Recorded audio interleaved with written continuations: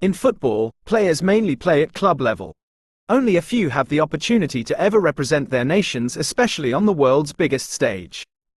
The players that do represent their countries in the World Cup are usually selected based on how well they performed at club level before the tournament. So what happens when two players who happen to be bitter rivals at club level are chosen to play for the same team? Do they put their club differences aside? Do they just forget all the chaos that happened between their teams the season prior? Well, today, we'll be walking you through 6 national teammates that are also rivals at club level and how it may affect their performances at this World Cup. So don't miss a second of this video to get the full details. We'll start with number 1. Rafinha of Barcelona and Real Madrid's Vini Jr. We all know about the long and bitter rivalry between Real Madrid and Barca. This is one that has been going on for years, and whenever these two teams play, always expect drama and heated clashes between players. But in this past El Clasico, something really caught the eyes of fans around the world. Here I come. It was a little scramble between Vini Jr. and his compatriot, Rafinha. The two were seen exchanging words after a heated El Clasico clash. I'm not exactly a lip reader, but trust me, I don't think those were some nice words. Fast forward some months later and those two have been called up by the Brazil national team.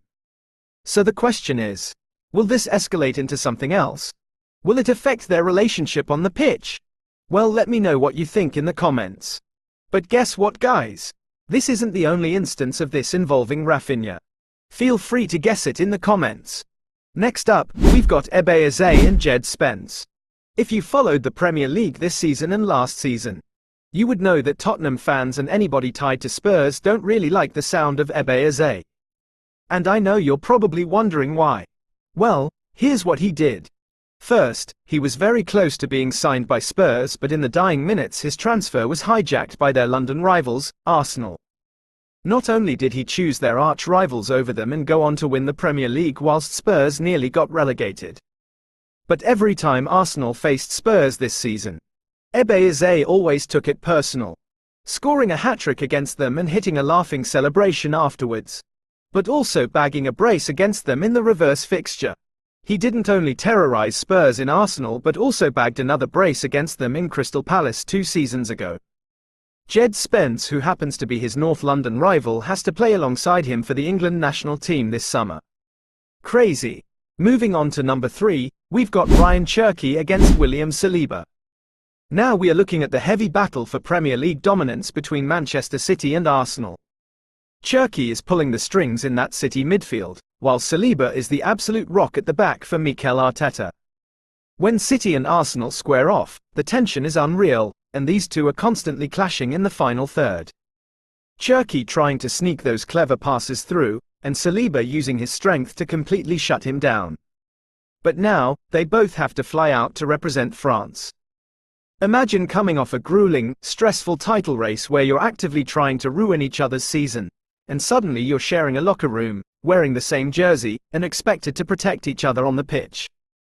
That shift in dynamic is insane. Fourth on the list is Marcus Rashford and Jude Bellingham. This takes the El Clasico rivalry to a whole different level because of the English connection. Rashford is over at Barcelona, trying to bring the glory days back to Camp Nou, while Bellingham is the golden boy commanding the midfield for Real Madrid. They are literally the faces of the two biggest clubs in Spain right now, meaning they carry the weight of this massive historical hatred every single week. But when the domestic season ends, they both put on the England shirt. You go from fighting each other for the La Liga trophy in front of 90,000 screaming fans to sitting next to each other on the team bus for the Three Lions. Can you truly switch off that competitive anger when you become international teammates? Drop your thoughts in the comments. Next up, we've got Cristiano Ronaldo and Ruben Neves. This one takes us over to the Saudi Pro League, where the rivalry between Al Nassr and Al Hilal has completely taken off. It's the biggest game in the region, and the bad blood on the pitch is very real. Ronaldo is leading the line for Al Nassr, desperate to win every piece of silverware, while Ruben Neves is controlling the midfield for Al Hilal, who have been absolutely dominant.